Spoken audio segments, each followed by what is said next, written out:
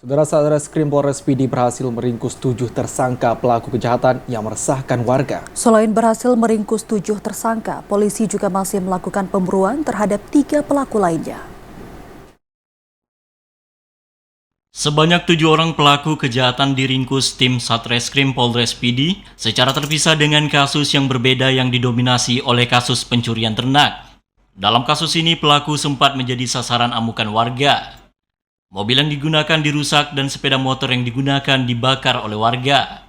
Peristiwa ini terjadi di Gampong Pulau Hagu Tanjong, Padang Tiji. Sementara itu, kasus yang sama juga terjadi di Gampong Me. Di Gampong ini seorang pelaku berhasil diringkus sementara 3 lainnya masih dalam pencarian. Kapolres PD AKBP Imam Asfali menyebutkan bahwa selama ini sebagian tersangka yang ditangkap dalam kasus pencurian ternak sudah berada di Kabupaten Biren. Untuk mempertanggungjawabkan perbuatannya, para tersangka diancam dengan pasal 363 ayat 1 ke 1E junto pasal 362 KUHP pidana dengan ancaman hukuman paling berat 7 tahun penjara. 2 pencurian ternak, 1 pencurian besi.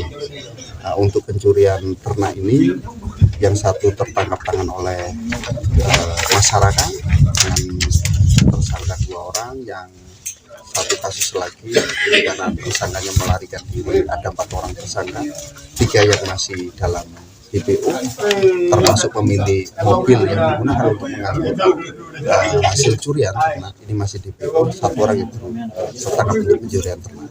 Kemudian untuk pencurian besi, ini 1 orang yang tertangkap tangan juga oleh masyarakat.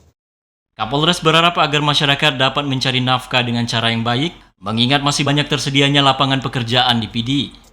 Dari PD, Hasbi TVRI Aceh melaporkan.